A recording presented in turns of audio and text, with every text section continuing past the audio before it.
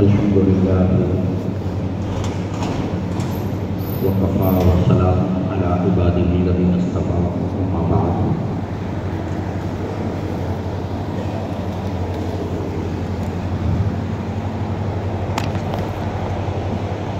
فقد قال سبحانه وتعالى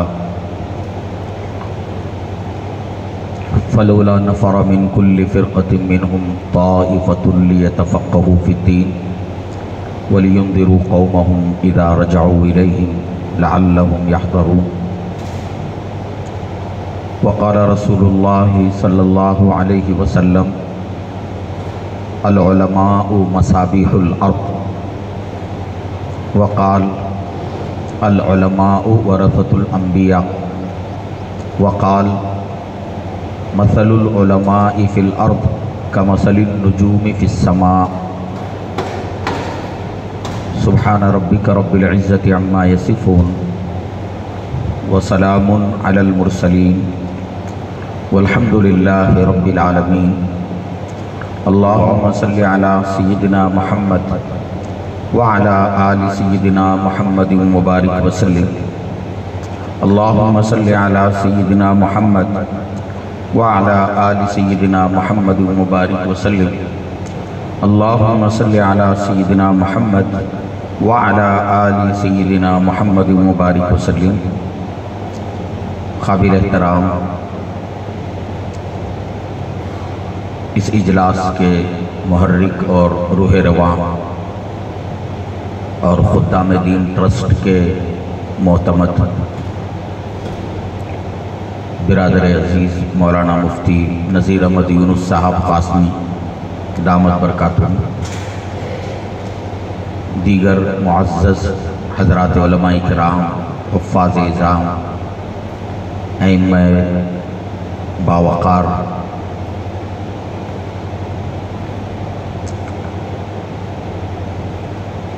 میں سب سے پہلے خدام دین ٹرسٹ کے ذمہ داروں کا بہت مشکور اور ممنون ہوں کہ انہوں نے مجھ جیسے طالب علم کو علماء کی اس باوقار مجلس میں کچھ لفظ کشائی کرنے کا موقع عطا فرمایا۔ عوام کا بڑا سا بڑا مجمع بولنے کے لیے آسانی سے میسر آ جاتا ہے، لیکن اہل علم کا مجمع اور وہ بھی اتنی بڑی تعداد میں بہت کم میسر آتا ہے۔ تو یہ میرے لیے بڑی سعادت کی بھی بات ہے اور نزاکت کی بھی بات ہے کہ آپ جیسے صاحب علم حضرات کے روبرو کچھ باتیں عرض کرنے کا مجھے موقع مل رہا ہے۔ مولانا مفتی نذیر احمد یونس صاحب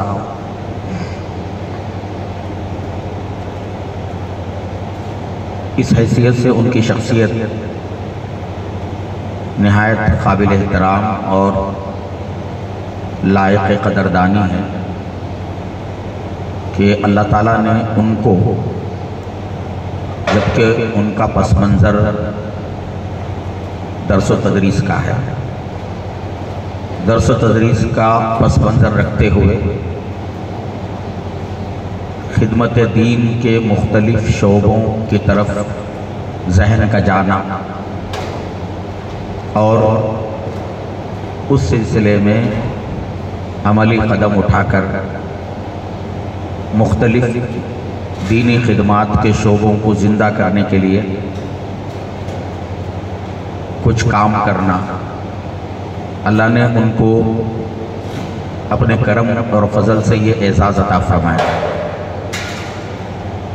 آج تلنگانہ میں مجلس فقہی کے نام سے آپ لوگ واقف ہوں گے۔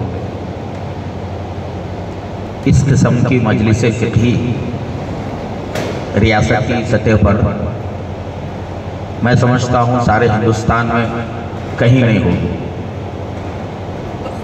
فقہ اکیڈمی ہے، پورے ملک کی سطح کی ہے، اس میں اکابر علماء شریک ہوتے ہیں، لیکن نوجوان مفتیان کرام کو علمی تحقیقی کاموں سے جوڑنے کے لیے اور جدید مسائل کو حل کرنے کی ان کے اندر استطاعت اور ان کے اندر صلاحیت کو پروان چڑھانے کے لیے مجلس فقہی کا جو سلسلہ شروع ہوا وہ ایک یوں سمجھیے کہ اختراعی نوعیت کا کام ہے، اور اس کے بڑے غیر معمولی اثرات دیکھے جا رہے ہیں، اور اس کے محرک بھی مفتی نذیر صاحب ہیں۔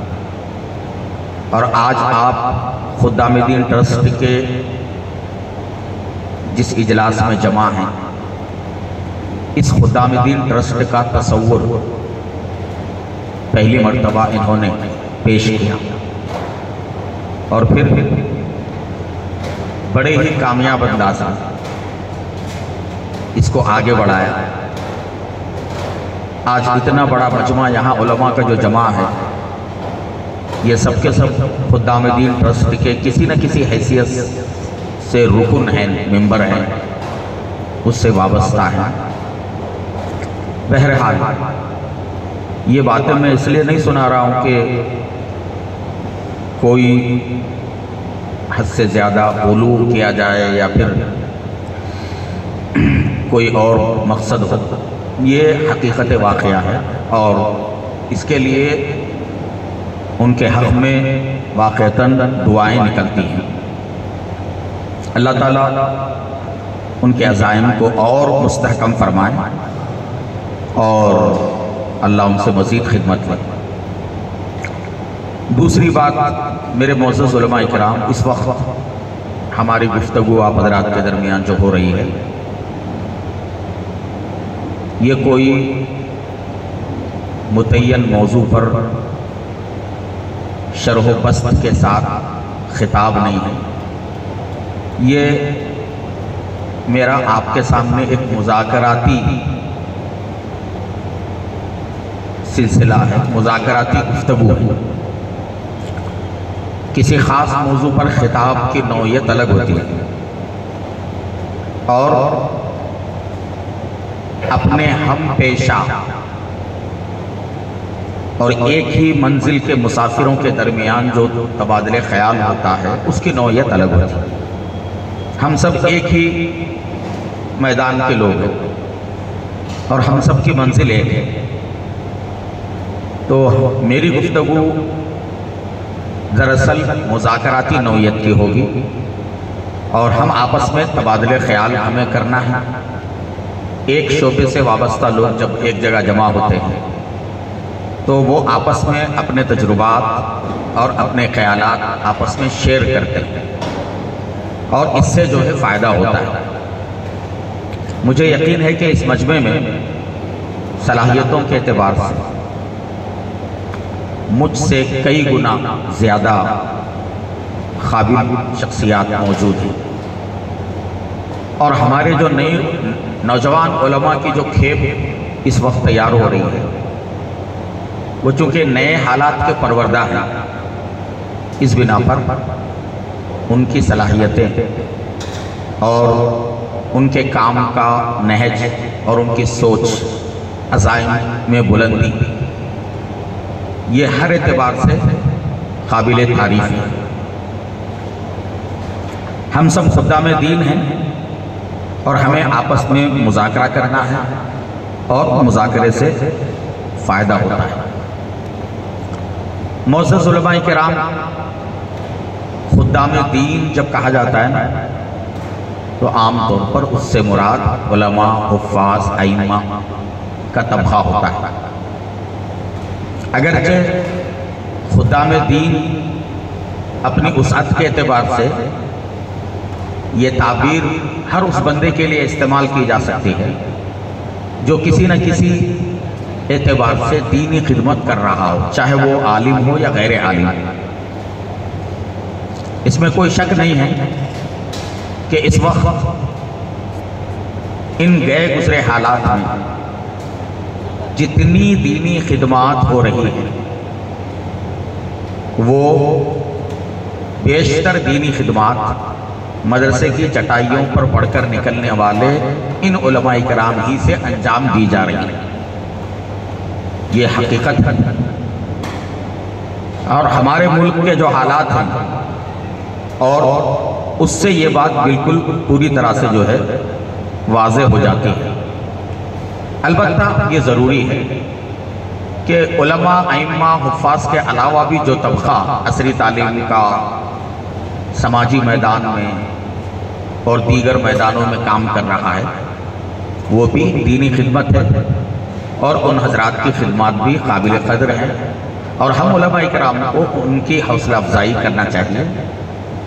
نہ صرف حوصلہ افزائی کرنی چاہیے بلکہ ان کی ہمیں سرپرستی کرنا چاہیے۔ اگر غیر علماء جو دینی خدمات انجام دے رہے ہیں ان کی سرپرستی اگر علماء نہیں کریں گے تو وہ راہ حق سے ہٹ بھی سکتے ہیں۔ علماء کی سرپرستی کے بغیر ان کی خدمات کا جو ہے اس طرح سے جاری رہنا وہ بھی خطرے سے خالی نہیں ہے۔ ہمیں کھلے ذہن سے جہاں جہاں دینی خدمات ہو رہی ہیں اور جن جن طبقوں سے، جن جن جماعتوں سے اور جن جن تنظیموں سے جو ہے نا دینی خدمات انجام دی جا رہی ہیں، کھلے دل سے ہمیں ان کا اعتراف کرنا چاہیے، اور ہمارے دل میں ان کے لیے نرم گوشہ ہونا چاہیے، اور جہاں اصلاح کی ضرورت پڑے ہمیں ان کی اصلاح کی بھی جو ہے فکر کرنی چاہیے۔ معزز علماء کرام،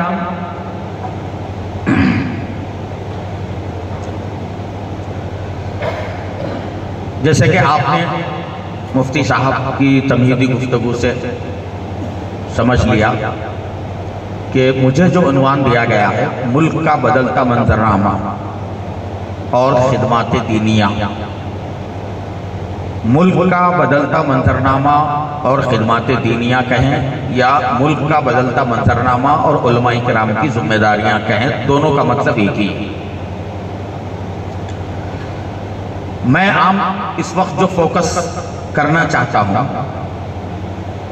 وہ، چونکہ یہ خدام دین ٹرسٹ ہے اور ماشاءاللہ خدمت دین کے مختلف رفاہی سرگرمیوں میں ماشاءاللہ یہ حصہ لے رہا ہے اور اس کے بڑے اچھے اثرات جو ہے مرتب ہو رہے ہیں۔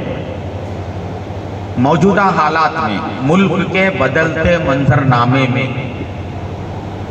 ترجیحی بنیادوں پر کس قسم کی خدمات دینیہ کو ہمیں ترجیح دینا چاہیے، اور وہ کون سی دینی خدمات ہیں جن پر ہمیں توجہ دینے کی ضرورت ہے، یا جہاں میدان بالکل خالی نظر آتا ہے۔ یہ بات ہمیں اچھی طرح ذہن میں رکھنا چاہیے کہ ہمارا ملک کا معاملہ ہو یا پورے عالم کا معاملہ ہو، کام تو صرف علماء ہی کو کرنا ہے۔ ہمارے ملک کے مسائل ہوں یا عالم اسلام کے مسائل ہوں، ان مسائل کو حل کرنے کی فکر ہم علماء کرام ہی کو کرنا ہے۔ ہمارے کندھوں پر ایک بہت بڑی ذمہ داری ہے۔ ہماری ذمہ داری کی نزاکت کتنی غیر معمولی ہے، اس کا اگر آپ اندازہ کرنا ہو تو آپ اتنی بات سمجھ لیجئے کہ ہمیں وراثت انبیاء کے مقام پر رکھا گیا ہے۔ ختم نبوت کے بعد جب تک انبیاء کا سلسلہ چلتا رہا، ہر زمانے میں ایک نبی کے بعد دوسرے نبی آتے جاتے تھے اور انسانیت کے مسائل حل کرتے جاتے تھے۔ جب اللہ تعالیٰ نے ہمارے نبی صلی اللہ علیہ وسلم کے سر مبارک پر ختم نبوت کا تاج سجا دیا اور انبیاء کے سلسلے کو آپ پر موقوف کر دیا، تو اب وہ ساری ذمہ داری انسانیت کو ہلاکت سے بچانے کی ذمہ داری، پورے عالم انسانی میں جو بحران پیدا ہو رہا ہے، جو مشکلات جو ہے جنم لے رہی ہیں، ان مشکلات کو حل کرنے کی ذمہ داریاں علماء کے طبقے پر ہیں۔ اس کی وجہ یہ ہے کہ ہم نبی کے وارث ہیں، اور وارث کوئی بھی اولاد اپنے باپ کی وارث ہوتی ہے تو وراثت ساری چیزوں میں چلتی ہے۔ ایسا نہیں ہے کہ باپ کا چھوڑا ہوا کوئی جو ہے نا ایک چھوٹا سا پلاٹ الگ سے ہے، 100 میں وراثت چلی مگر وہ پلاٹ کو الگ رکھ دیا، ایسا نہیں ہوتا۔ وراثت تمام چیزوں میں ہوئی۔ آدمی اپنی زندگی میں گفٹ کے ذریعے سے کچھ بھی کر سکتا ہے، اپنے اولاد کو کسی بھی طرح سے تقسیم کر سکتا ہے، لیکن جو ہی آدمی کا انتقال ہو گیا تو اب اس کی جتنا متروکہ ہے، ترکہ ہے، اس ترکے کے وارث پوری اولاد ہوتی، اور یہ وراثت مرحوم کی تمام چیزوں میں چلے گی۔ تو نبی کے وارث ہونے کا مطلب کیا ہے؟ ہم نبی کے درد کے بھی وارث ہیں، نبی کی کڑن کے بھی وارث ہیں، ہم نبی کے فاقوں کے بھی وارث ہیں، نبی نے پیٹ پر پتھر باندھے تھے ہم اس کے بھی وارث ہیں، نبی نے جو ہے اپنے دور کی جو امت تھی اسی کی فکر نہیں فرمائی۔ آپ نے وہ حدیث سنی ہوگی نا، ایک مرتبہ صحابہ کے درمیان میں نبی رحمت صلی اللہ علیہ وسلم نے یوں فرمایا کہ بہت ہی بابرکت ہے ہمارے بھائی، یہ کہہ کر آپ نے تعریف فرمائی۔ صحابہ نے عرض کیا یا رسول اللہ ہم آپ کے بھائی نہیں، تو آپ نے فرمایا تم میرے صحابہ ہو، میرے بھائی وہ ہیں جو میرے بعد میں آئے ہیں۔ فکر دیکھیے، آپ نے صرف اپنے زمانے کے جو صحابہ تھے، آپ کے زمانے کی جو امت تھی اسی کی فکر نہیں فرمائی، قیامت تک آنے والے انسانوں کی فکر فرمائی۔ قیامت تک آنے والے انسان آپ کی امت میں شامل ہیں۔ آپ علماء کرام ہیں، آپ اچھی طرح جانتے ہیں اللہ کے نبی صلی اللہ علیہ وسلم نے آئندہ زمانے میں آنے والے فتنوں کی پیشن گوئی کی، ہمیں معلوم ہے، حدیث کی کتابوں میں باقاعدہ اشراط الساعت، علامات قیامت، کتاب الملاحم، کتاب الفتن کی شکل میں ایک مستقل جو ہے نا باب ہوتا ہے، ہم اچھی طرح جانتے ہیں۔ کتاب الفتن کے اندر جو حدیثیں آئی ہیں اور اللہ کے نبی نے جو پیشن گوئی فرمائی کہ بھئی ایسا ہوگا، یہ فتنہ ہوگا، یہ فتنہ ہوگا، اس میں یہ کام کرنا ہوگا، اس میں یہ کام کرنا ہوگا، یہ کیا ہے؟ یہ دراصل قیامت تک آنے والی امت کے مسائل کی فکر ہے اور اس کی رہنمائی ہے۔ تو ہم اس نبی کے جو ہے وارث ہیں، تو اس اعتبار سے ہمارے سامنے ملک کا بدلتا منظرنامہ بھی ہونا چاہیے اور ہمارے سامنے عالم کا بدلتا منظرنامہ بھی ہونا چاہیے۔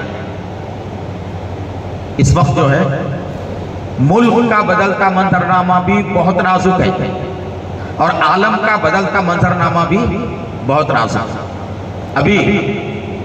ابھی جو ہے امریکی صدر مشرق وسطیٰ کے دورے پہ آئے تھے، آپ نے اخبارات میں دیکھا، انہوں نے عرب امارات کا دورہ کیا، قطر کا دورہ کیا، سعودی عرب کا دورہ کیا، اور ان کا انتہائی فقید المثال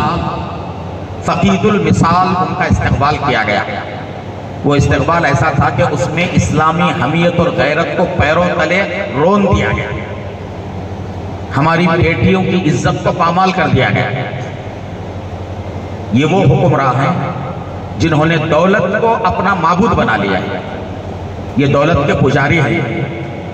یہ جو دورہ ہوا نا، امریکی صدر دنیا میں ویسے حکمران دوسرے ملکوں کا دورہ کرتے رہتے ہیں، ہمارے مودی صاحب بھی جاتے رہتے ہیں، لیکن امریکی صدر کا جو دورہ ہوتا ہے وہ عام معنوں میں کوئی تفریحی دورہ نہیں ہوتا۔ جب کوئی امریکی صدر کسی علاقے کا دورہ کرتا ہے تو وہ اپنے اندر بہت معنویت رکھتا ہے۔ آپ کو معلوم ہے سب سے بڑا کام کیا کیا گیا اس دورے کے اندر؟ ٹرمپ صاحب جو آئے اس دورے میں وہ کیا مہم لے کر آئے؟ ایک تو انہوں نے اپنے امریکہ کے لیے سرمایہ کاری کا ایک بہت بڑا ذخیرہ لے کر گئے، بہت بڑی ڈیل کر کے گئے۔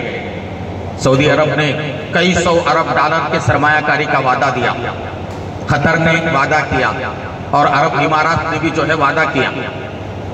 یہ تو ہے، مگر اس سے بھی زیادہ اہمیت والی جو بات ہے جس کے لیے ٹرمپ مشرق وسطیٰ آئے تھے، وہ آپ جان کر حیرت کریں گے وہ ہے آپ یوں کہہ سکتے ہیں کہ اس وقت کا عالمی سب سے بڑا فتنہ، اس وقت کا عالمی سب سے بڑا فتنہ ہے۔ ٹرمپ جو آئے تھے نا، وہ اصل میں معاہدہ ابراہیمی، اس کو عربی میں الدیانت الابراہیمیہ کہا جاتا ہے۔ یہ دوسرے الفاظ میں ابراہیمی عقیدہ بولتے ہیں، الدیانت الابراہیمیہ۔ یہ دیانت الابراہیمیہ کیا ہے بولیے؟ یہ ہے، اس کا تصور، کانسیپٹ یہ ہے کہ مسلمان اور یہودی، مسلمانوں کا سلسلہ محمد صلی اللہ علیہ وسلم سے جڑتا ہے، محمد صلی اللہ علیہ وسلم کا سلسلہ آگے چل کر کہاں ختم ہوتا ہے؟ حضرت اسماعیل علیہ السلام کا، ٹھیک ہے؟ یہودیوں کا سلسلہ جو ہے نا چلتا ہے، چل کر کہاں جاتا ہے؟ حضرت یعقوب علیہ السلام کے 12 بیٹے، ٹھیک ہے؟ یعقوب علیہ السلام کے 12 بیٹے، وہ یعقوب علیہ السلام کے 12 بیٹے تھے، اور یعقوب علیہ السلام کس کے بیٹے ہیں؟ حضرت اسحاق علیہ السلام۔ اور اسحاق علیہ السلام کس کے بیٹے ہیں؟ حضرت ابراہیم علیہ السلام۔ ادھر اسماعیل علیہ السلام بھی حضرت ابراہیم کے بیٹے، اور ادھر اسحاق علیہ السلام بھی حضرت ابراہیم کے بیٹے۔ تو ٹرمپ صاحب جو ہے نا، وہ یہ پیغام لے کر آئے کہ بھائی ہم اور آپ، یعنی یہودی اور مسلمان، یہ تائرے چچیرے بھائی ہیں، ہمارے میں اختلاف کس چیز کا ہے؟ اختلاف کس چیز کا؟ ہم ایسا کریں کہ جب ہم تائرے بھائی ہیں اور ہمارے جد امجد جو ہے نا ایک ہی ہیں، تو تائرے بھائیوں کو آپس میں نظریاتی اور اعتقاداتی جو ہے نا اختلاف اور اس کی بنیاد پر آپس میں لڑنا یہ نہیں ہونا چاہیے۔ تو اس کے لیے کیا کیا گیا؟ اس کے لیے یہ کیا گیا کہ ایک نیا مذہب جو ہے ترتیب دیا گیا ہے، اس کا نام ہے مذہب ابراہیمی، الدیانت الابراہیمیہ یا ابراہیمی عقیدہ۔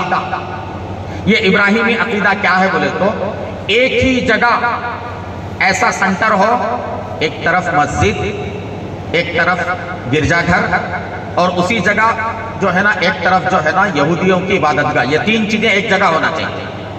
اور ان تینوں مذاہب کی جو باتیں ہیں ان تینوں کو ملا کر ایک نیا مذہب ابراہیمی مذہب بنایا جائے، ابراہیمی مذہب۔ اور یہ پچھلے جو جھگڑے ہیں نا مسلمانوں کے یہودیوں کے، یہ جھگڑے سب ختم کر دیے جائیں۔ سمجھ میں آ رہی بات؟ جس طرح سے ہندوستان کے اندر اکبر کے زمانے میں جو دین الہی شروع ہوا تھا نا، اور وہ دین الہی کیا تھا؟ اگر اللہ تبارک و تعالیٰ اس دور میں مجدد الف ثانی جیسی شخصیت کو اگر کھڑا نہ کرتے تو آج ہندوستان کا یہ نقشہ نہ ہوتا جو ہم دیکھ رہے ہیں۔ وہ دین الہی جو بنایا گیا، اس کا کیا تصور پیش کیا گیا؟ تمام مذاہب کے اچھی چیزوں کو لے لیا جائے اور ایک نیا مذہب بنایا جائے۔ اس کے اندر ہندو مت کی چیزیں، بدھ مت کی چیزیں، اسلام کی کچھ چیزیں، عیسائیوں کی کچھ چیزیں، سکھوں کی کچھ چیزیں، ایسا ملا کر ایک ملغوبہ تیار اس نے کر لیا اور اس کو رائج کرنا چاہتا تھا طاقت کے بل بوتے پر۔ علامہ اقبال نے بہت بلیغ انداز میں جو ہے نا اس کی تعبیر فرمائی، وہ ہند میں سرمایہ ملت کا نگہباں۔ مجدد الف ثانی کے بارے میں علامہ اقبال کا شعر ہے، وہ ہند میں سرمایہ ملت کا نگہباں، اللہ نے کیا جس کو بر وقت خبردار۔ آج ہم جو یہاں ہے نا، یہ صحیح دیکھا جائے تو مجدد الف ثانی کا صدقہ ہے، ورنہ نقشہ کچھ اور ہوتا تھا۔ تو جیسے دین الہی اس دور کے اندر شروع کیا گیا تھا، میرے معزز علماء کرام، آج اس وقت دنیا کے اندر صدیوں کا یہ جو بھائی دین اسلام دین توحید ہے، دین اسلام کا نصرانیت سے، عیسائیت سے کوئی کیا نہیں ہے، یہودیت سے کوئی تعلق نہیں ہے۔ اللہ صاحب فرماتا ہے ما کان ابراہیم یہودیا ولا نصرانیا ولکن کان حنیفا مسلما، ولکن کان حنیفا مسلما، اللہ نے صاف فرمایا۔ تو ایسی صورت میں تھوڑی باتیں عیسائیت سے لے کر مسخ شدہ عیسائیت، اب جو بھی یہودیت یا عیسائیت ہے نا، یہ اگرچہ آسمانی مذاہب تھے مگر اب ان کی حالت کیا ہے؟ تحریف شدہ، یہ انسانوں کے افکار کا مجموعہ ہے، اس کے اندر کوئی وحی الہی کا کوئی دخل نہیں ہے اس کے اندر۔ تو ایسے مسخ شدہ جو مذاہب ہیں ان کی چیزوں کو لے کر جو ہے نا مسجد اقصی کا معاملہ، قبلہ اول کا معاملہ جو برسوں سے چلا آ رہا ہے، اور اس کی آزادی کی ذمہ داری امت کے ایک ایک فرد پر، ایک ایک بچے بڑے پر وہ ذمہ داری، اور جب تک قبلہ اول آزاد نہیں ہوتا ہم اس ذمہ داری سے عہدہ برآ ہو نہیں سکتے۔ وہ مسئلے کو ختم کرنے کے لیے یہ کیا کیا جا رہا ہے؟ معاہدہ ابراہیمی کیا جا رہا ہے۔ اور آپ کو یہ جان کر حیرت ہوگی اس دورے کے اندر ٹرمپ نے، عرب امارات نے ٹرمپ سے وعدہ کر لیا ہے کہ ہم اس کے لیے تیار ہیں۔ اور آپ کو یہ جان کر حیرت ہوگی دبئی کے اندر باقاعدہ ابراہیمی ہاؤس، بڑے کمپلیکس میں، بہت بڑے ایریے میں ابراہیمی ہاؤس بنایا گیا ہے، وہاں مسجد بھی ہے اور یہودی معبد بھی ہے، اور وہاں عیسائیوں کا جو ہے نا گرجا گھر بھی یہ بنایا گیا ہے۔ آپ سنیے عالمی سطح سے حالات کیسے بدل رہے ہیں، کتنے سنگین حالات ہیں، اور ان حالات میں ہمیں اپنی ذمہ داریوں کا کتنا بڑا احساس ہونا چاہیے۔ ایک بات یعنی عالمی سطح پر بدلتے منظرنامے اور اس کی سنگینی کو آپ کے سامنے رکھنے کے لیے میں یہ تھوڑی سی چند سطریں پڑھ کے سنا رہا ہوں، اور مجھے امید ہے کہ تھوڑا سا وقت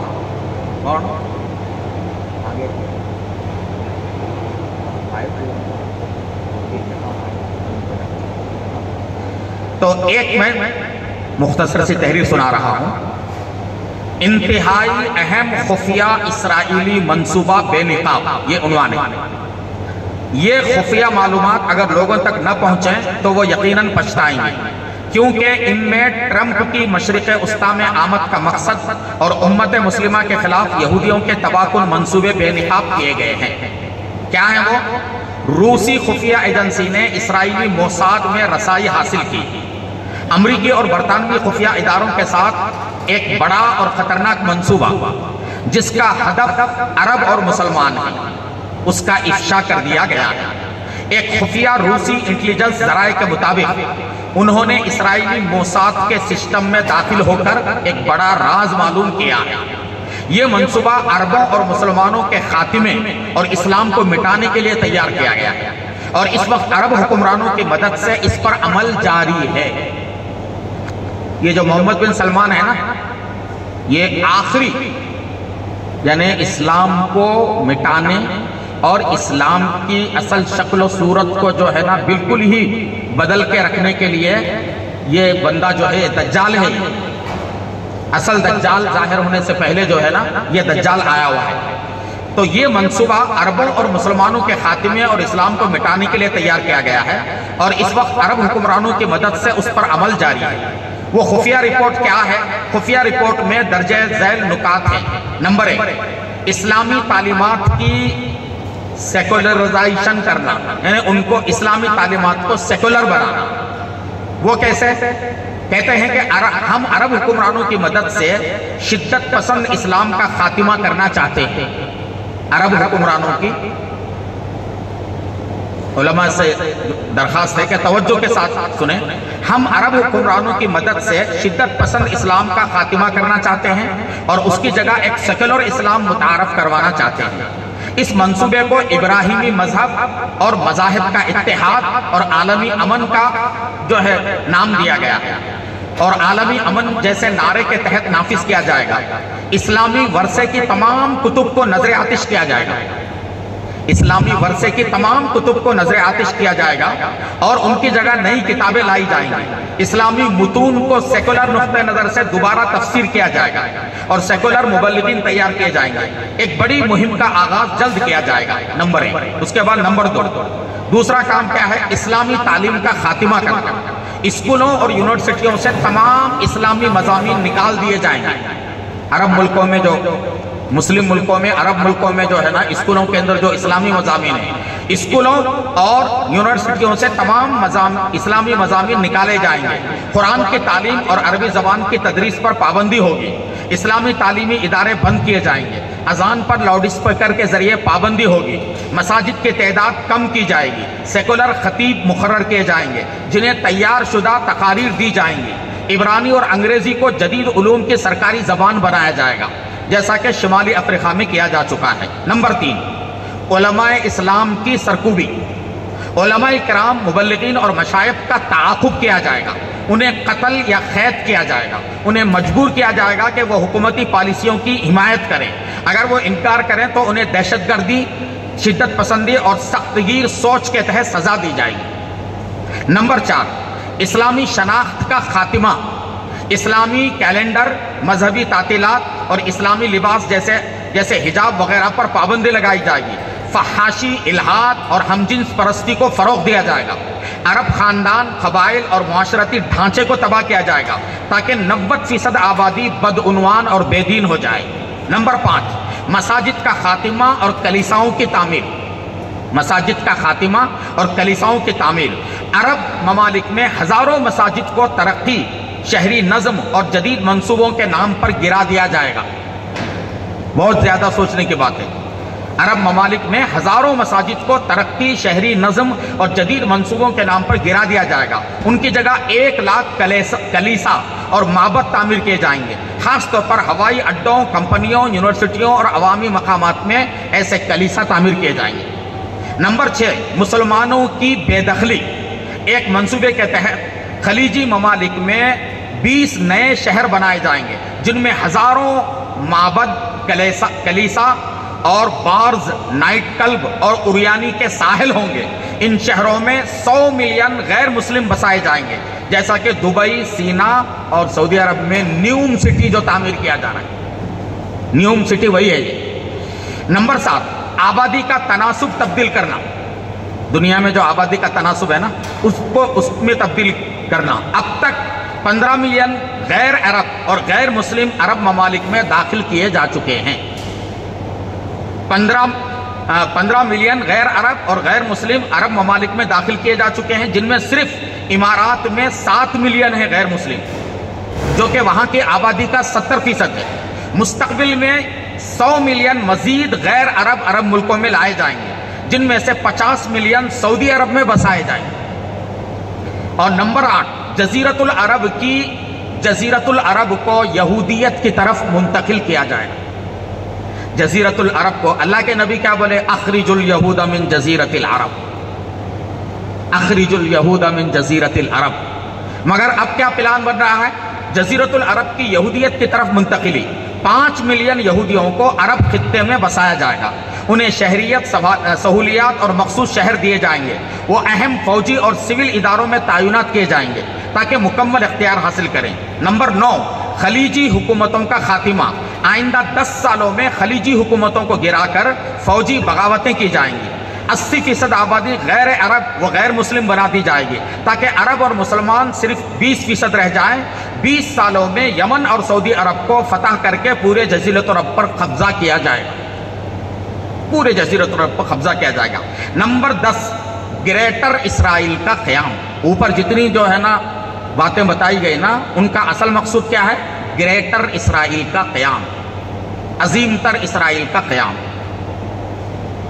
اور میرے معزز علماء، آپ کو معلوم ہوگا اسرائیل میں جو وہاں کی پارلیمنٹ ہے، پارلیمنٹ کے اندر باقاعدہ جو ہے نمایاں طریقے سے گریٹر اسرائیل کا نقشہ آویزاں کیا گیا، اور وہ کہاں سے کہاں تک ہے؟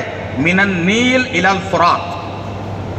گریٹر اسرائیل جو ہوگا دریائے نیل سے دریائے فرات۔ نیل مصر میں ہے، فرات جو ہے عراق میں ہے، یعنی پورے عرب ممالک کو گھیر لیا جائے۔ یہ ہے گریٹر اسرائیل کا جو ہے خواب ہے۔ گریٹر اسرائیل کا کہتے ہیں کہ 2048 تک گریٹر اسرائیل کا قیام عمل میں لایا جائے گا، جو خلیج سے لے کر بحیر عرب تک پھیلا ہوگا۔ یہ اسرائیل کے 100 سالہ قیام کی سالگرہ ہوگی۔ عرب دنیا پر مکمل تسلط ہوگا، ان کی دولت، بندرگاہیں، جزیرے اور پالیسیز قابو میں ہوں گی، اور 100 فوجی اڈے قائم کیے جائیں گے۔ یہ رپورٹ ایک معتبر خفیہ ذریعے سے حاصل ہوئی ہے جو طویل دستاویزات کا خلاصہ ہے، تاکہ ہر مسلمان اسے پڑھ سکے، خبردار ہو سکے اور اس خطرناک منصوبے کے خلاف جو ہے نا فوری اقدام جو ہے کر سکے۔ غزہ میں جو کچھ ہو رہا ہے وہ اسی منصوبے کی عملی شکل ہے۔ آپ کو معلوم ہے نا غزہ میں ابھی نیا بیان کیا آیا ہے؟ وہاں नेतन्याहू ने नया बयान ये दिया है कि गज़ा के 75% हिस्से पर इसराइल काबिज हो जाएगा और 25% गज़ा के हिस्से में पूरे मौजूदा जो गज़ा के फ़लस्तीनी हैं उनको सिर्फ 25% हिस्से में ढकेल दिया जाएगा। तो मुअज़्ज़ज़ उलमाए कराम, ये बदलता जो मंजरनामा है ना, तो ये आलमी मंजरनामे, बदलते मंजरनामे की एक झलक है। और हमारा जो मुल्की मंजरनामा है ना, उसमें भी जो तब्दीलियां आ रही हैं, बुनियादी तौर पर मेरे मुअज़्ज़ज़ उलमाए कराम, दो चीज़ों को हदफ बनाया गया है हमारे मुल्क के अंदर। अगर आप मुल्क में जो हालात हो रहे हैं उनका अगर आप जायज़ा लेंगे तो आपको ये बात अच्छी तरह समझ में आएगी।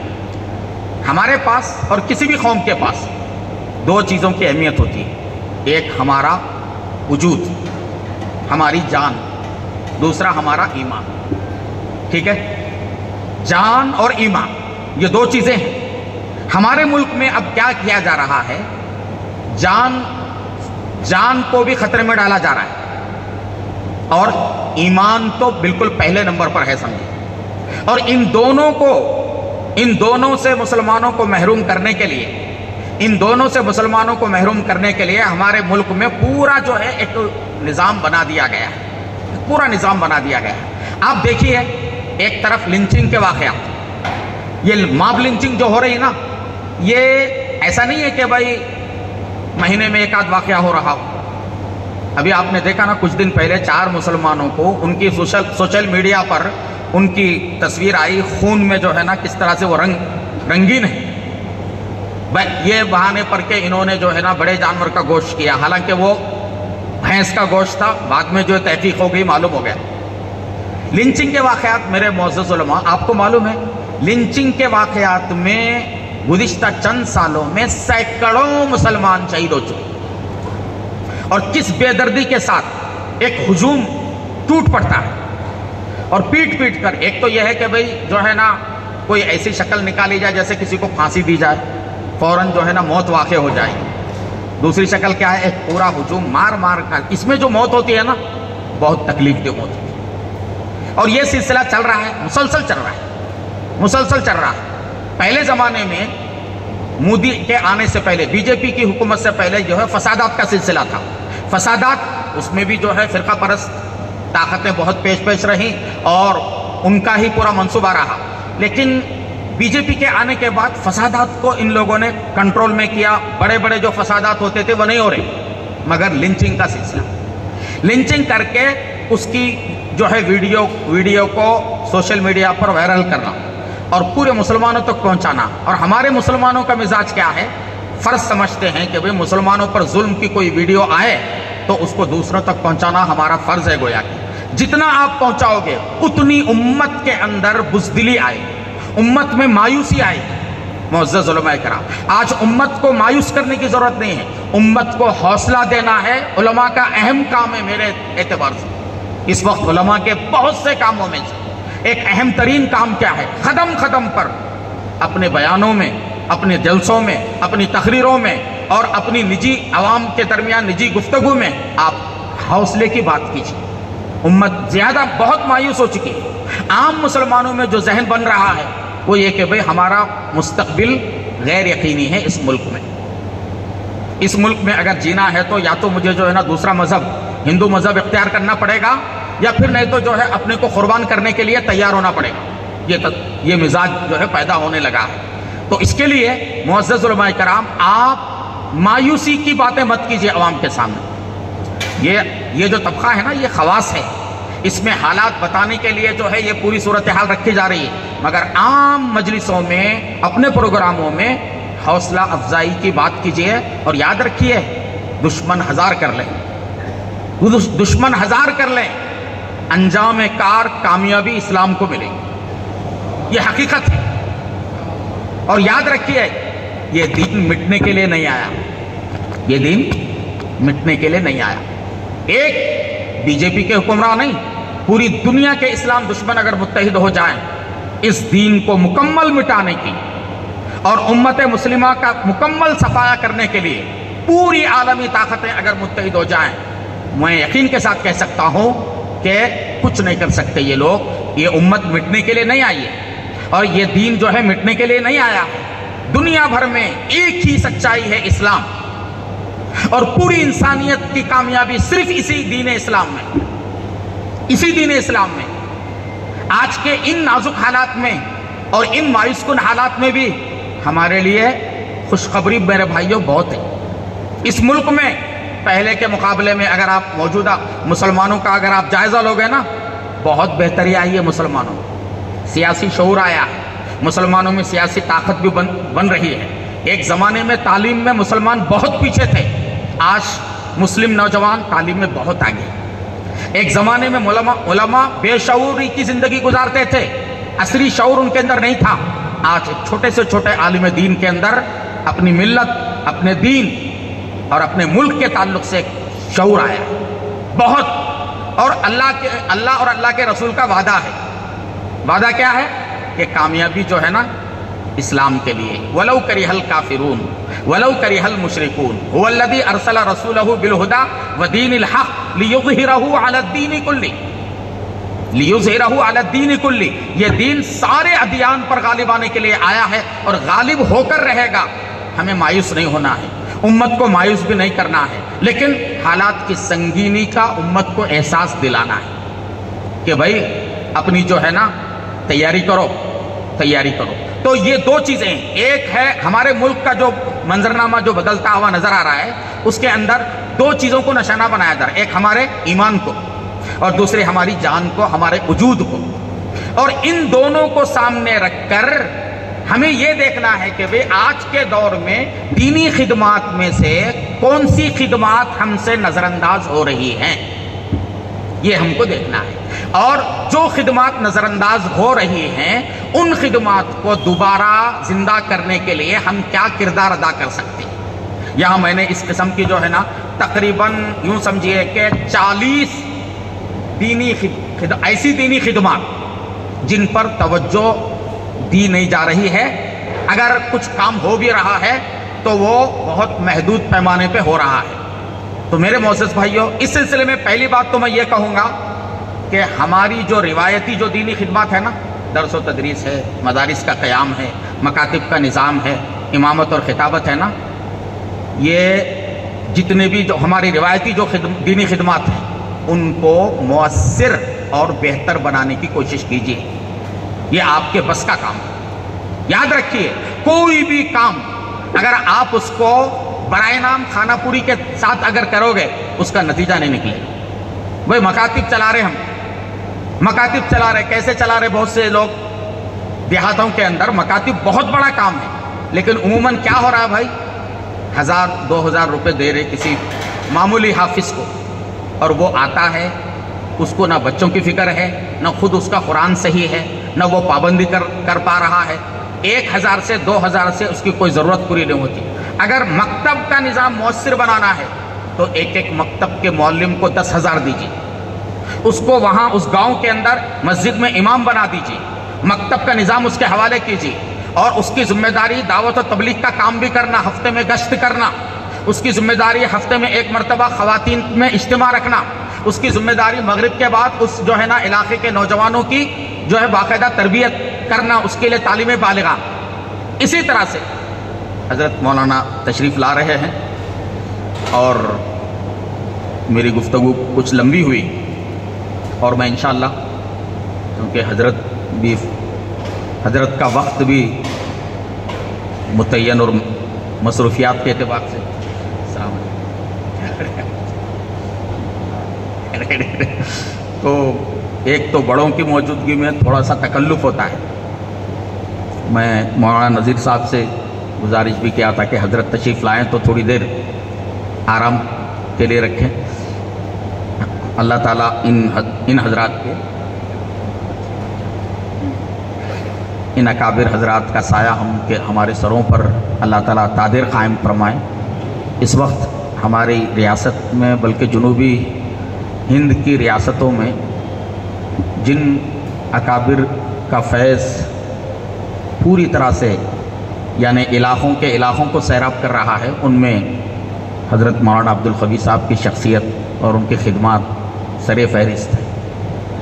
اور حضرت کی مصروفیات اور تسلسل کے ساتھ دینی خدمات کو دیکھ کر بس دل سے یہ دعا نکلتی ہے کہ اللہ تعالی حضرت کو صحت و عافیت سے رکھے تاکہ زیادہ سے زیادہ امت جو ہے ان سے استفادہ کرے۔ تو میں یہ عرض کر رہا تھا کہ دینی جو روایتی قسم کے دینی خدمات ہیں ان خدمات میں بہتری پیدا کرنے کی کوشش کرنا۔ اس مجمع کے اندر جتنے ہمارے علماء ہیں نا، سب ماشاءاللہ روایتی دینی خدمات سے جڑے ہوئے ہیں، اور وہ روایتی میں اس لیے کہہ رہا ہوں کہ یہ بتانے کے لیے کہ اس کے علاوہ جو دینی خدمات ہیں یعنی جن میں ہم جو ہے بھرپور طریقے سے حصہ نہیں لے رہے، اس کے مقابل میں اس کو میں روایتی کہہ رہا ہوں۔ تو آدمی جو ہے ایک عالم دین اگر امامت کرے، اگر وہ امامت کو مؤثر بنائے گا نا، صحیح معنی میں امام پورے محلے کا قائد، رہنما، لیڈر ہے۔ اگر اس انداز سے امامت آپ کریں گے تو امامت سے بہت کام ہوگا۔ خطابت آپ کی مؤثر ہوگی پوری تیاری کے ساتھ، حالات کے تقاضے کے مطابق مطالعے کے ساتھ اور پوری بصیرت کے ساتھ، ملکی حالات آپ کے سامنے ہوں، عالمی حالات آپ کے سامنے ہوں، تو یہ آپ کی خطابت جو ہے نا نہ صرف آپ کے محلے میں انقلاب برپا کرے گی، آپ پورے شہر میں انقلاب برپا کرے گی۔ تو چاہے مکاتب کی خدمت ہو، درس و تدریس کی خدمت ہو، اب جو اساتذہ کرام گوشۂ عافیت کے اندر مدرسوں میں رہ کے درس و تدریس کر رہے ہیں، اگر یہ حضرات صحیح معنی میں درس و تدریس کا حق ادا کریں محنت سے، اور طلبہ کو صرف جو ہے نا پڑھانے پر اکتفا نہ کریں، آنے والے چیلنجوں کا مقابلہ کرنے کے لیے ان کو باصلاحیت بنانے کی فکر کریں، اور درس کے دوران مسلسل طلبہ کی ذہن سازی کرتے رہیں، تو کتنا بڑا کام ہوگا۔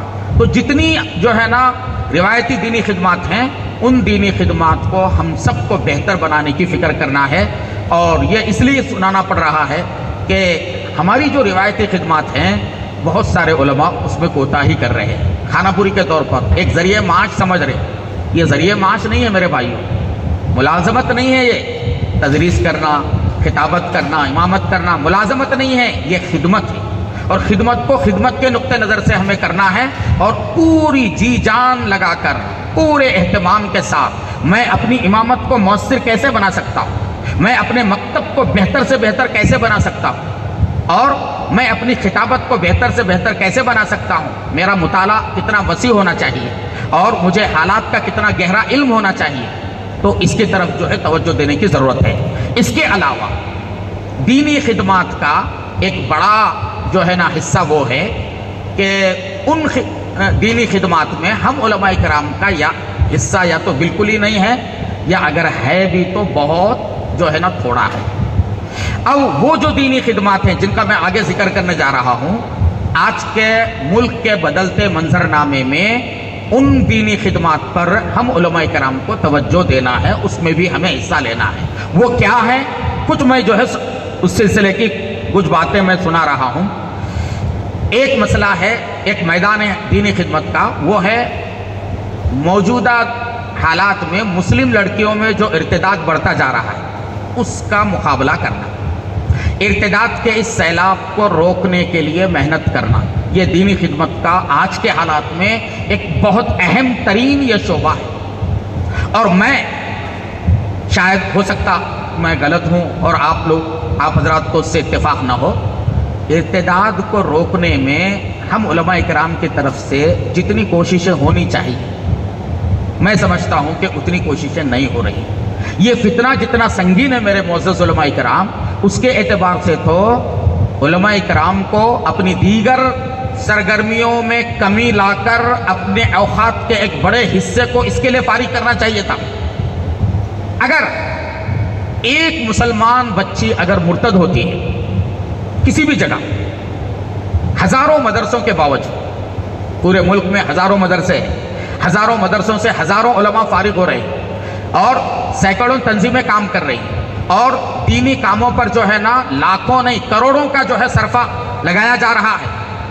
اتنے علماء، اتنے دائی حضرات، اتنے ادارے، اتنا سب کچھ ہونے کے باوجود اگر ہم اپنی بیٹیوں کا ایمان نہیں بچا سک رہے ہیں، یہ ہمارے لیے سوالیہ نشان، یہ ایک چیلنج ہے میرے لیے، آپ کی چیلنج ہے۔ ایک بیٹی بھی اگر ایمان سے نکلتی ہے تو ہمیں تڑپنا چاہیے، ہمیں تڑپنا چاہیے، بہت بڑا حادثہ ہے۔ لیکن اب ہو کیا رہا ہے؟ किसी ज़माने में यानी 20-25 साल पहले का अगर आप जायज़ा लेंगे तो उस ज़माने में अगर हिंदुस्तान के किसी कोने में कोई मुसलमान बच्ची गैर के साथ चली गई और मुर्तद हो गई बोल के अगर कोई खबर हमको मिलती तो ताज्जुब करते थे, अरे भाई ऐसा कैसे हो गया, हैरत होती थी ना। आज क्या हाल है, आज आपको हर महीना ऐसी खबर सुनने को मिलेगी। कोई महीना, बिला मुबालगा कह रहा हूँ, कोई महीना ऐसा नहीं है जिसमें कुछ न कुछ इस किस्म के वाक़यात पेश ना आते हो। और ये इसलिए भी हो रहे हैं। अब ये इजाफा, इर्तिदाद के वाक़यात में इजाफा क्यों हो रहा है?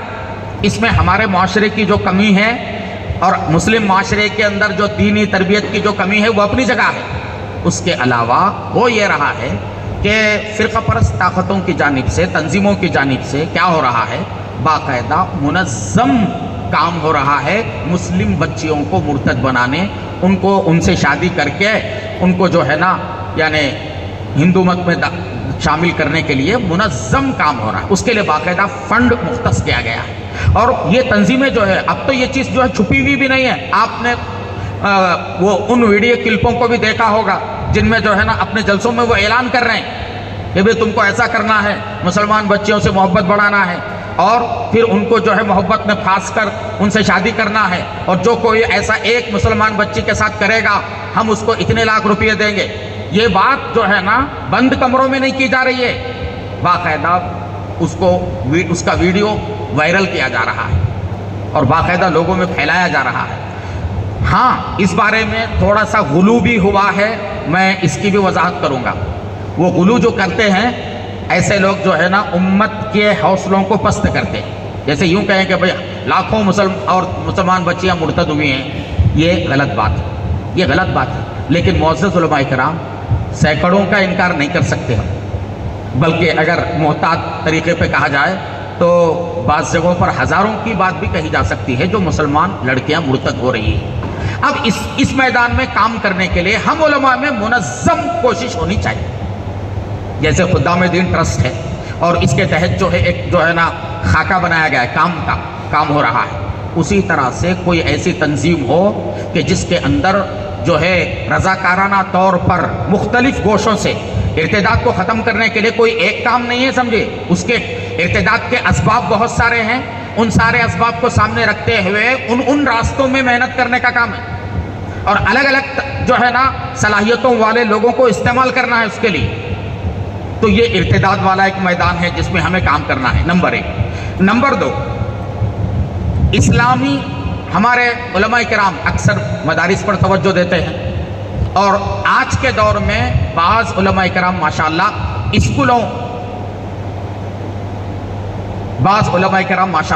स्कूलों के क़याम पर भी तवज्जो दे रहे हैं। लेकिन स्कूलों के क़याम के बारे में उलमा किराम का जो काम है ना वो यूं समझिए कि ना होने के बराबर है। आज के दौर में मेरे मुअज़्ज़ज़ उलमा इकराम, किसी दारुल इक़ामा के मदरसे के क़याम से ज़्यादा इस्लामी तरबियत के माहौल में स्कूल कायम करने की अहमियत है। बल्कि मैंने बाज़ अकाबिर से सुना, हमारे अकाबिर ने यहाँ तक कहा कि अब दारुल इक़ामा के मदरसे रोक दो, मकातिब चलाओ, लेकिन दारुल इक़ामा के मदरसों के बजाय अब ज़्यादातर क्या करो, स्कूल कायम करो। ये स्कूल का काम मेरे भाइयों क्यों ज़रूरी है? इसलिए ज़रूरी है कि मुल्क में नई तालीमी पॉलिसी जो आ गई ना, उस नई तालीमी पॉलिसी के ज़रिए से हमारी आने वाली नस्लों के ईमान को निशाना बनाया जा रहा है। पूरा सिलेबस तैयार किया गया है। आपने सुना होगा और आप में से बहुत सौ के इल्म में होगा, ये जो पहली, दूसरी, तीसरी जमातों की जो किताबें होती है ना, सिलेबस, उनके अंदर जो मश्किया सवाल होते हैं, आप हैरत करेंगे कैसे सवालात हैं। उसमें यह सवाल किया गया है कि भाई तुम्हारे इलाके में किन किन चीज़ों की पूजा की जाती है, लिखो। किन किन चीज़ों की पूजा की जाती है, लिखिए। फिर एक सवाल है योगा के फायदे क्या क्या हैं, लिखो। एक सवाल है सूर्य नमस्कार, सूरज की पूजा से क्या फायदा हासिल होता है, लिखो। अब आप हैरत करेंगे, कुछ महीनों पहले जो है गुंटूर जाना हुआ था, वहाँ के एक आलिम दीन ने सुनाया, उस इलाके के एक नामवर आलिम दीन, वो जो है ना रात को जब घर पहुँचे तो उनकी छोटी बच्ची जो स्कूल में पढ़ रही थी वो कापी लेकर बैठी हुई اور کاپی میں جو ہے نا ایک نقشہ اور خاکہ بنا ہوا ہے۔ جو ہی یہ اندر گھر میں گئے تو بچی جو ہے نا وہ خاکہ اور کاپی لے کر فوراً مولانا کے پاس آئی اور آ کر کہنے لگی ابا اس خاکے کے اندر رنگ بھریے۔ وہ رنگ بھرنے کے لیے دیا گیا تھا، ہوم ورک جو ہوتا ہے نا، وہ اصل میں خاکہ کیا تھا؟ گنیش کا خاکہ تھا، اور گنیش کے خاکے میں کیا کرنا تھا؟ رنگ بھرنا تھا، اور اس کے نیچے کیپشن لکھنا کا تھا، تعارف لکھنے کا تھا۔ تو جو ہی انہوں نے یہ دیکھا معزز علماء کرام پریشان ہو گئے، وہ عالم صاحب مولانا صاحب پریشان ہو گئے اور بچی سے کہا کہ بیٹی ہم مسلمان ہیں، یہ ہم نہیں کرتے یہ سب چیز۔ وہ چھوٹی بچی کہنے لگی کہ نہیں ابا جان، یہ تو آپ مجھے کر کے دینا ہی ہے۔ کیوں؟ اس لیے کہ یہ اگر میں کر کے لے جاؤں گی کل مجھے 20 نمبر ملیں گے، 20 نمبر ملیں گے۔ اب مولانا صاحب سمجھاتے رہے مگر بچی مانی نہیں۔ اسی طرح سے رات گزر گئی، صبح ہوئی تو بیوی نے جو ہے مولانا سے کہا کہ تمہیں پتا بھی ہے بچی رات بھر نہیں سوئی، بچی رات بھر نہیں سوئی۔ اندازہ لگائیے آپ، یہ جو سلیبس لایا گیا ہے نئی تعلیمی پالیسی، یہ تعلیمی پالیسی کم ہے، یہ اصل میں تہذیبی تبدیلی کا ایک پلان ہے۔ مسلمانوں کی تہذیب کو بدلنا، نئی نسل کے ایمان کو نشانہ بنانا، اور اس طرح کے اب یہ ابتدائی درجوں کی جو کتابیں ہوتی ہیں نا، ان کے اندر ہندو اقدار، ہندوستانی اقدار نام دیا گیا ہے، ہندو سنسکرتی یہ نام دیا گیا ہے۔ اس کے تحت سبق کیا ہے؟ اس کے اندر دیوی دیوتاؤں کے قصے، ان کی کہانیاں۔ ظاہر بات ہے چھوٹے بچے جب یہ پڑھیں گے نا، ضرور جو ہے نا ان کا ذہن شروع سے ہی متاثر ہوتا چلا جائے گا۔ اب اس کا مقابلہ کرنے کے لیے ہمارے اکابر علماء بار بار یہ زور دے رہے ہیں کہ علماء کرام سرمایہ دار طبقے کا ساتھ لے کر ان کے تعاون سے زیادہ اسکول قائم کریں۔ جب ہم اپنے اسکول قائم کریں گے تو ان اسکولوں میں سلیبس تو وہی پڑھانا ہوگا، لیکن اپنے تربیت شدہ ٹیچر ہوں گے، اور وہ ٹیچر جو ہے نا وہ سلیبس پڑھا کر پھر اس کی جو ہے نا اس کا ازالہ بھی کریں گے کہ یہ غلط ہے۔ مثلا ایک جو ہے نا سبق ہے، گنیش کا سبق ہے ایک کتاب میں۔ اب اگر ایک مسلمان اگر ٹیچر ہوگا تو گنیش کا پورا سبق پڑھائے گا، ٹھیک ہے؟ پڑھانے کے بعد اگر وہ مسلمان ٹیچر ہے تو وہ کیا کہے گا کہ بھائی دیکھو یہ ایسا ہے، یہ تفصیل ہے، لیکن ذرا غور کرو کیا کسی انسان کو ہاتھی کی سونڈ جو ہے لگائی جا سکتی ہے؟ یہ عقل میں آنے والی بات ہے۔ تو ایک جو ہے نا ایک مسلم ٹیچر ہوگا تو وہ شرکیہ سبق پڑھا کر اس کے اثرات کا ازالہ کر سکتا ہے۔ تو اس کے لیے اسکولز کو ہمیں قائم کرنا ہے، اور اسکول کا قیام ہر عالم دین کے بس کی بات نہیں ہے، سرمایہ چاہیے۔ تو علماء میں وہ علماء جو سرمایہ دار جو ہے نا خاندان سے تعلق رکھتے ہیں، ان کے والدین ماشاءاللہ فارغ البال ہیں، ایسے علماء کو اس پر توجہ دینا ہے۔ اسی طرح سے یہ جو ہماری نئی نسل کے ایمان کو جو نشانہ بنایا جا رہا ہے، اس کے ازالے کے لیے ٹیوشن سنٹر کا قیام، جگہ جگہ ہم کیا کریں؟ ٹیوشن سنٹر قائم کریں۔ آج کل ٹیوشن سنٹروں کے ذریعے سے مسلم لڑکیوں پر حملہ کیا جا رہا ہے۔ ٹیوشن جو سنٹر غیر مسلم چلاتے ہیں، وہاں مسلمان بچیاں پڑھنے کے لیے جاتی ہیں، غیر مسلم بچے بھی آتے ہیں، ایک ساتھ پڑھتے ہیں۔ وہاں ٹیوشن سنٹر کا ذمہ دار ان غیر مسلم بچوں کو مسلم بچوں کے نمبر دیتے ہیں، اور پھر ان نمبرات کے ذریعے سے وہ غیر مسلم نوجوان ان بچیوں سے رابطہ کرتے ہیں اور پھر ان کو اپنی محبت میں پھانسنے کی کوشش کرتے ہیں۔ تو یہ ٹیوشن سنٹر کا قیام ہے، اس پر بھی ہمیں توجہ دینا ہے۔ یہ نمبر 2۔ نمبر 3 یعنی دینی خدمات کے اندر ہم ماشاءاللہ علماء کرام بہت دعوتی خدمات انجام دے رہے ہیں، لیکن ایک شعبہ جو ہم سے جو ہے نا نظر انداز ہو رہا ہے وہ ہے غیر مسلموں میں، ہمارے ملک کے غیر مسلموں میں اسلام کا تعارف کرانا۔ یہ اہم کام آج کے حالات، یہ تعارف کا کام جو ہے بہت پہلے سے ہونا چاہیے تھا، ملک کی آزادی کے بعد سے ہونا چاہیے تھا، مگر اس وقت کے ہمارے علماء پر اپنے ایمانی بھائیوں کا ایمان خطرے میں تھا، قادیانیت کے زد میں تھا، عیسائیت کے زد میں تھا، آریہ سماج کے زد میں تھا، تو ہمارے بڑوں نے کیا کیا؟ اپنوں میں محنت کا جو ہے کو ترجیح دی اور اسی پر اپنی توانائیاں صرف کی ہیں، اور وہ غلط نہیں کیا، انہوں نے صحیح کیا۔ لیکن اب جو حالات ہیں نا، ان حالات میں غیر مسلموں میں تعارف اسلام کا کام کرنا، یاد رکھیے غیر مسلموں میں دعوت دین دینے کی بات جب کہی جاتی ہے تو بہت سے ہمارے علماء ڈر جاتے ہیں کہ بھئی کیا ہوگا، ملک کے حالات میں پکڑے جائیں گے، گرفتار ہوں گے۔ دعوت دینا الگ ہے، تعارف کرانا الگ، تعارف کرانا ہے، اور تعارف کراتے ہوئے اور کیا کام ہمیں کرنا ہے؟ پیام انسانیت کا کام کرنا۔ مولانا علی میاں ندوی صاحب نے جو کام کیا تھا، اور اسی طرح سے غیر مسلموں سے تعلقات بڑھانے کا کام ہر مسلمان کو کرنا ہے، اور اس کو مستقل مہم بنا کر کرنا ہے۔ ہر محلے کے اندر جتنے غیر مسلم بھائی ہیں ان سے ملنے کا کوئی ملنے کی شکل، اور ہمارے غیر مسلم بھائیوں میں سے کسی کے گھر میں اگر موتا ہو جائے تو ان کو پرسہ دینا، اور شادی کے موقع پر مبارکباد دینا، یا جو ہے حادثے کا شکار ہو گئے تو جا کر فوراً جو ہے مدد کرنا، ہمارا غیر مسلم پڑوسی بیمار ہو گیا تو اس کی بیمار پرسی کے لیے جانا، یہ وہ کام ہے جس کی ہماری شریعت میں اجازت ہی نہیں ہے بلکہ اس کی حوصلہ افزائی ہے۔ تو انشاءاللہ اس طرح کے کام ہم کریں گے۔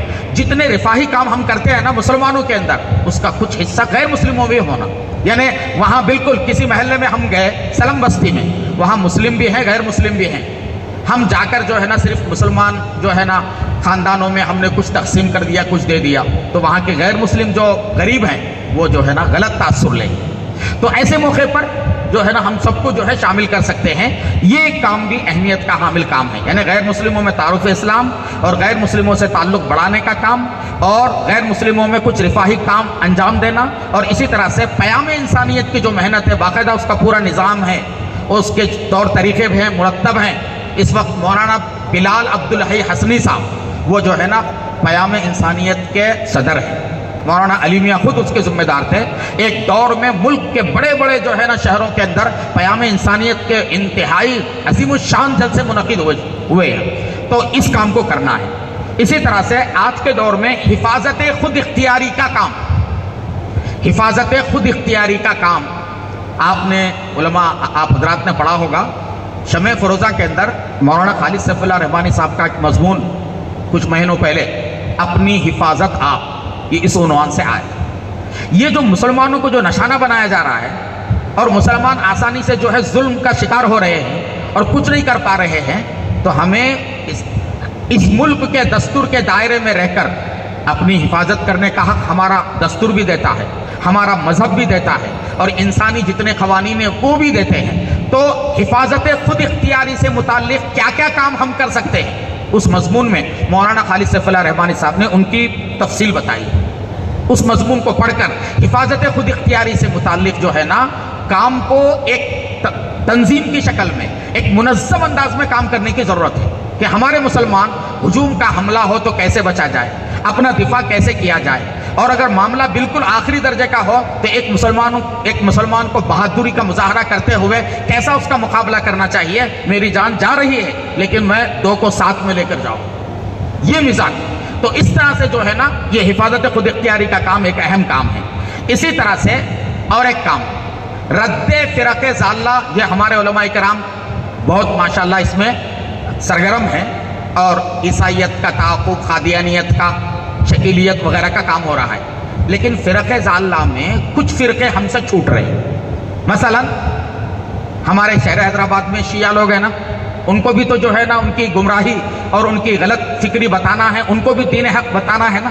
شیعہ ہے، حجہ ہیں، گوہرے ہیں، ان کو بھی جو ہے کیا کرنا ہے، ان کو بھی صحیح دین بتانا ہے، اور ان کے جو عقائد غلط ہیں اس کے بارے میں ان سے ملاقات کر کے، ان سے بات کر کے، باقاعدہ ان سے جو ہے روابط کی شکلیں پیدا کر کے، یہ ایک اہم ترین کام ہے۔ اسی طرح سے ایک کام ہے ہمارے ملک کے فرقہ پرستوں کی جانب سے میڈیا کے اندر اسلام پر جو اعتراضات کیے جاتے ہیں، میڈیا ہی کا استعمال کر کے ان اعتراضات کا جواب دینا۔ یہ کام میرے بھائیوں بہت افسوس کے ساتھ کہنا پڑتا ہے کہ یہ میدان میں مجھے ایسا لگتا ہے بالکل خالی ہے، بالکل خالی ہے۔ آپ اگر غور کریں گے نا، یہ جتنے گودی میڈیا کے چینل ہیں نا، ان چینلوں کے اندر ہر ہفتے میں اور ہر موقع سے کسی نہ کسی اسلام کی کوئی چیز کو لے کر کیا کرتے ہیں یہ لوگ، اس پر تنقید کرتے اور اس کی برائی کرتے اور اس پر جو ہے نشانہ سادھتے رہتے ہیں، اور پورے ملک کے لوگ جو ہے اس کو دیکھتے ہیں، اور ڈیبیٹ کرا کر جو ہے نا کمزور آدمی کو رکھ کر ڈیبیٹ کرایا جاتا ہے۔ مسلمان فریق کمزور ہوتا ہے اور وہ پوری تیاری کے ساتھ ہوتے ہیں، تو اس کے نتیجے میں بہت زیادہ جو ہے غلط تاثر قائم ہو رہا ہے۔ تو غیر مسلم فرقہ پرستوں کے اسلام پر کیے جانے والے اعتراضات کا جواب دینا، اس کی علمی جو ہے نا کوشش کرنا اور اس کے لیے مستقل باقاعدہ جو ہے ٹیم ورک کے طور پر جو ہے میدان میڈیا کا استعمال کر کے کام کرنا، میڈیا کا بات کا استعمال کرنا، سوشل میڈیا کا استعمال ہے، چینلوں کا استعمال ہے اور دیگر چیزوں کا استعمال ہے، جس طرح وہ جو ہے نا اقدامی طور پر انتہائی جارحانہ انداز میں اسلام پر جو ہے مدنی ہو رہے ہیں اور پوری جو ہے قوت کے ساتھ ہو رہے ہیں، اسی طرح سے جارحانہ طور پر ان کی خرابیاں بتاؤ، تمہارے مذہب میں کیا ہے، تمہارے مذہب میں جو ہے انہیں ایسا تمہارا مذہب ہے، تمہارے عقائد تمہارے افراد ایسے ہیں کہ دنیا والے تم پر ہنسیں گے۔ ابھی جو کمبھ میلہ ہوا نا، کمبھ میلے میں جو گندگی جو ہے پھیلی اور پوری دنیا کے لوگوں نے گندگی دیکھا تو امریکہ یورپ ملک کے سارے لوگ میڈیا پر جو ہے تو کر رہے تھے ان لوگوں کے مذہبی جو ہے اس رسم کے بارے میں، تو ان کے مذہبی جو چیزیں ہیں نا ان پر کیوں جارحانہ حملہ کریں؟ آپ کے لوگوں میں یہ بھی ضروری اور جو اعتراضات ہیں ان کے خود اعتراضات کا مثبت انداز میں جو ہے مؤثر انداز میں ان کا جواب دیں، یہ بھی جو ہے کرنے کا اہم کام ہے۔ اسی طرح سے وکلاء میں کام کرنے کی ضرورت ہے۔ آج وکلاء کیا ہے؟ صرف وکلاء کیا کر رہے ہیں؟ اپنے معاش کا انتظام کر رہے ہیں، ان کے اندر کوئی دینی مزاج نہیں۔ وکالت ان کی وکالت دین کے لیے کیسے استعمال ہو، یہ دینی مسائل مسلمانوں کے جو کیسز جو ہے عدالتوں میں آتے ہیں ان کے لیے جو ہے ان کی وکالت کیسے استعمال ہو اس کی محنت کرنا اور وکیلوں کے ذہن سازی کرنا، وکیلوں کو جو ہے صحیح وکالت اسلامی روشنی میں وکالت کرنے کے لیے ان کی جو ہے تربیت کرنا، یہ مستقل کام۔ اسی طرح سے میرے بہت بھائی بزرگوں وقت کم ہے، دعوت اسلامی اور دعوت اسلام اور اسلام مخالف ناصر کے جماعت اور پروپیگنڈے کے جواب کے لیے میڈیا کا استعمال اس کا ذکر ہوا۔ ایک اور کام کرنے کا یہ ہے کہ ہم مسلمانوں میں جو ماڈرن مسلم ہے نا، انٹلیکچوئل جو طبقہ کہلاتا ہے یا جو دانشور قسم کا طبقہ اپنے جو دانشور کہتے ہیں نا، مغربی تہذیب سے متاثر یہ ماڈرن طبقہ کیا ہے؟ اسلام کے بارے میں نام کا ان کو مسلمان کہتا ہے اور اندر سے ان کی صحیح اسلام کے بارے میں بالکل عدم بات بات کو کہتے ہیں ارے بھائی مجھے اسلام میں جو طلاق کا نظام ہے تو نہیں سمجھ رہا یہ کتنا غلط ہے۔ دین اور چار نکاح کی جو اجازت ہے یہ تو کہیں بھی وہ تھوڑا ضرور ہے، یہ کیسا ہے سمجھ میں نہیں آتا، سمجھ میں نہیں آتا اور کیسا ہے جو جب آپ بولو گے آپ کا ایمان ختم ہو جائے گا۔ تو ایسا جو ماڈرن طبقہ ہے مغربی تہذیب سے مرغوب جو طبقہ ہے اس طبقے کو جو شبہات ہے اسلام کے بارے میں، اسلام تعلیمات کے بارے میں مؤثر انداز میں اس طبقے کی شبہات کو دور کرنے کی کوشش کرنا، یہ خدمت دین کا ایک اہم شعبہ ہے، اس میں بھی ہم کام کر سکتے ہیں۔ اسی طرح سے مسلمانوں کے سیاسی جو ہے بیداری پیدا کرنے کی محنت، مسلم سیاسی جماعتوں کو ملک کی سیاست میں مؤثر بنانے کی ترکیب سوچنا اور مسلم مفاد کے لیے مسلم سیاسی جماعتوں کو استعمال کرنا اور ان کے قائدین کی باقاعدہ تربیت کرنا۔ کتنے مسلم قائدین ہیں سیاسی وہ اپنی سیاست کی رویہ سے ان کو ملت سے، دین سے، اسلام سے کوئی جو ہے تعلقات نہیں، تو ایسے مسلم جماعتوں کو، مسلم سیاسی قائدین کو اسلامی جو ہے تربیت کو دے کر اس ملک میں سیاست میں استحکام کے بغیر ہم اس ملک میں جو ہم پر ظلم ہو رہا ہے اس ظلم سے ہم نہیں کر سکتے۔ یہ جو ظلم ہو رہا ہے سیاسی طاقت جب تک مسلمانوں میں نہیں آئے گی، امت مسلمہ اس ملک میں اسی طرح سے جو ظلم سہتی رہے گی اور لنچنگ کا سلسلہ اسی طرح سے جاری رہے گا، تو اس کے لیے باقاعدہ یہ سیاسی میدان میں کام کرنے کا۔ اسی طرح سے انتخابات میں مسلمانوں کے ووٹوں کو مؤثر بنانے کی محنت کرنا، ووٹر آئی ڈی کی محنت ہے، انتخابات سے قبل ہر آدمی نے جا کر اتحاد پیدا کرنا، مسلمانوں کو اس سلسلے میں باشعور کرنا۔ ہمیشہ مسلم ووٹ جو ہے نا بڑھ جاتے ہیں اور اس کے نتیجے میں ہماری تلنگانہ کے اندر جو ہے 4 MP کو اور اس کا مطلب 8 MP ڈبل ہو۔ آنے والے دنوں میں کبھی امکان ہے کہ آپ بی جے پی کی حکومت قائم ہو جائے، تو اس کے لیے باقاعدہ انتخابات سے پہلے محنت کرنے کی ایک مستقل محنت ہے اور اس کے لیے باقاعدہ علماء کو کام کرنے کی ضرورت ہے۔ اسی طرح سے رفاہی کاموں کو منظم اور مؤثر کرنا اور حالات سے ہم آہنگ کرنے کی کوشش کرنا، مسلمانوں میں تعلیمی پسماندگی دور کرنے کے لیے منصوبہ بند کوششیں کرنا، عملی اقدامات کرنا، مسلم بستیوں میں محنت کر کے بچوں کے لیے بچوں کو جو ہے تعلیم سے جوڑنے کی فکر کرنا۔ کوئی بھی قوم تعلیم میں پسماندہ رہ کر کبھی کامیاب نہیں ہو سکتی اور تعلیم میں پسماندہ رہ کر ہم اس ملک میں ایک دینے والے آپ یہ جو ہے مسلم فرقہ پرست ہے، یہ لوگ آپس میں یہ کہتے ہیں مسلمانوں کی اس ملک میں کیا ضرورت ہے، مسلمانوں نے اس ملک کو کیا کیا، اور ہمارے جو مخالفین ہیں وہ یہ تعصب رہے ہیں کہ مسلمان کا مطلب فلٹر بنانے والا، وہ پورے مسلمان وہی کام کر رہے ہیں۔ یہ اصل میں مسلمانوں میں پڑھائی جانے والی تعلیمی پسماندگی سے ان کو موقع مل رہا ہے اس طرح کے تعلیم دینے۔ تو تعلیمی پسماندگی کو، اصلی تعلیمی پسماندگی کو دور کرنے کے لیے علماء کو اپنا کردار ادا کرنا، علماء کو اس سلسلے میں باقاعدہ خاکہ بنانا، منظم جو ہے اس کی جو ہے محنت کرنا ہے۔ اور اسی طرح سے ہمارے معاشرے میں عام طور پر دیکھیے چھوٹے بچوں کے لیے مکتب کا انتظام، تعلیم بالغان کے لیے، بڑوں کے لیے تعلیم بالغان کا انتظام، لیکن اکثر و بیشتر کالج میں پڑھنے والے بچوں کے لیے کوئی ان کو دینی تربیت دینے کا کوئی نظام باقاعدہ نہیں ہوتا۔ تھوڑے سے جو ہے سیرت کو وغیرہ ہوتے ہیں چھٹیوں کے موقع پر، اس سے بڑھ کر کوئی کام نہیں ہوتا۔ تو کالج کے بچوں کو نشانہ بنانا، ان پر دینی اعتبار سے محنت کرنا، ان کو جو ہے بہترین دینی مزاج کا بنانے کے لیے باقاعدہ ان پر جو ہے محنت کرنا۔ اور اسی طرح سے ہماری مسلمانوں کے معاشی استحکام کے لیے جامع منصوبہ تیار کرنا اور اسے عملی جامہ پہنانا، نوفارغ علماء کرام کے لیے دینی خدمات کے مواقع فراہم کرنا، یہ ایک بہت جو ہے نا مطلب ایک اہم چیز ہے۔ میں تھوڑی سی وضاحت کروں گا، وقت بہت ہو رہا ہے، مجھے احساس ہے حضرت بیٹھے ہوئے ہیں۔ تو آج کل کیا ہو رہا ہے میرے بھائیوں بزرگوں، مدرسوں سے ہزاروں علماء نکل رہے ہیں، دور حدیث سے فارغ ہو کر، افتاء سے فارغ ہو کر ماشاءاللہ سینکڑوں علماء نکل رہے ہیں، مگر اکثر ہو رہا ہے کہ یہ نوفارغ علماء جو نکل رہے ہیں نا، مدرسے والوں کا کام صرف علماء نکالنا، وہ جو علماء فارغ ہوئے ان کی کھپت کہاں ہو رہی ہے اس کی کوئی فکر نہیں ہو رہی۔ بعض اداروں میں ہو رہی ہوگی اور بعض شخصیتوں کی طرف سے ہو رہی ہوگی، اس سے انکار نہیں، لیکن منظم طریقے سے۔ بھائی ہمارے حیدرآباد شہر کے اندر، تلنگانہ کے اندر فرض کیجیے کہ ہر سال 200 جو ہے نا علماء فارغ ہو رہے ہیں، ان 200 علماء کو دینی خدمات سے جوڑنے کا کوئی نظام ہمارے پاس ہے؟ بالکل۔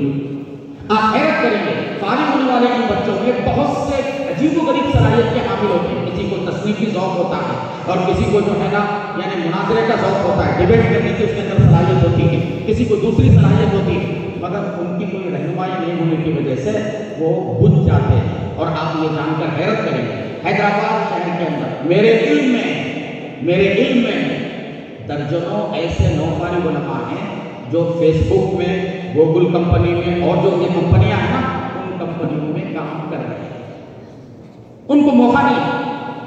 فارغ ہونے کے بعد ایک فارغ جو ہے نا وہ اپنے اساتذہ سے ملتا ہے، وہ کہتا ہے کہ مجھے کام کرنا ہے۔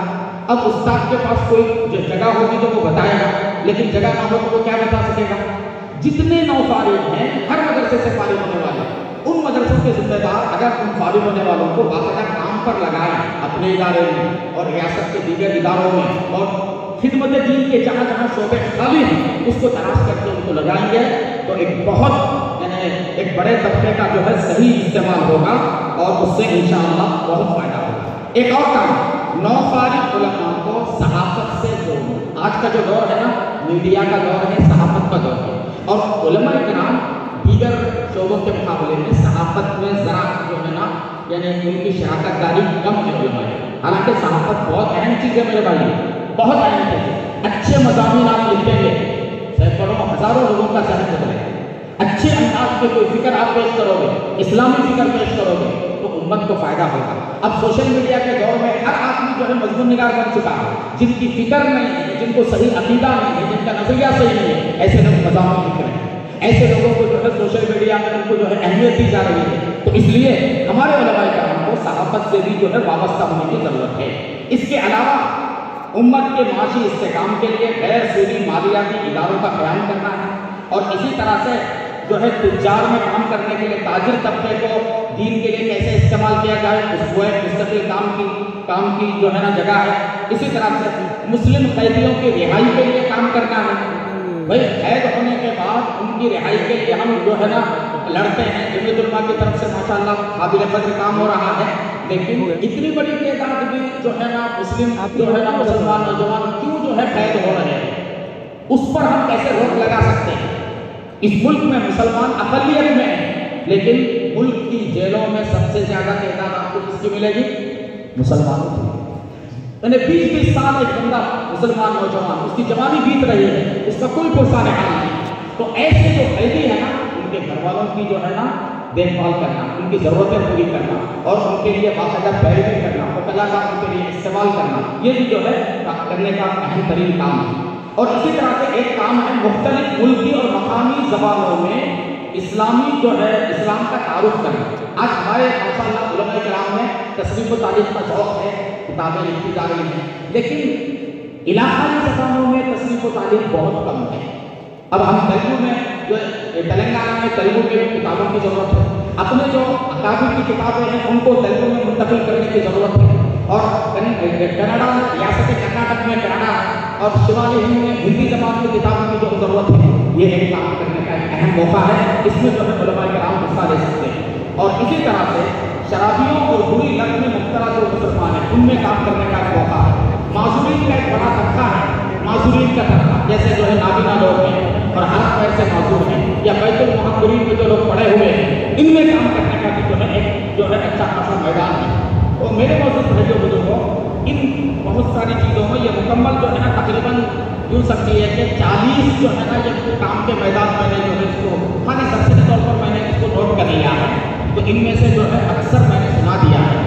اسی طرح سے ایک اور چیز میں بتا دوں کہ ہمارے اکابر کی جو کتابیں ہیں نا حضرت تھانوی ہے اور ہمارے مشائخ کے اکابر ہیں، ان کی کتابوں کی تصحیح کر کے اختصار کر کے شائع کرنا، یہ بھی آپ کرنے کا ایک اہم طریقہ ہوئے کام۔ تو بہرحال میں انہی باتوں پر جو ہے اپنی بات کو مکمل کر رہا ہوں، اور ہمارے درمیان ہمارے اکابر مشائخ موجود ہیں، اور میں بہت ہی معذرت کر رہا ہوں کہ آپ نے بہت دیر سے میری ان متفرق باتوں کی بلکہ جو کہ یعنی سما خراشی کے لیے اس کو آپ نے برداشت کیا، اور ہمارے حضرت دامت برکاتہم بھی تشریف فرما ہے۔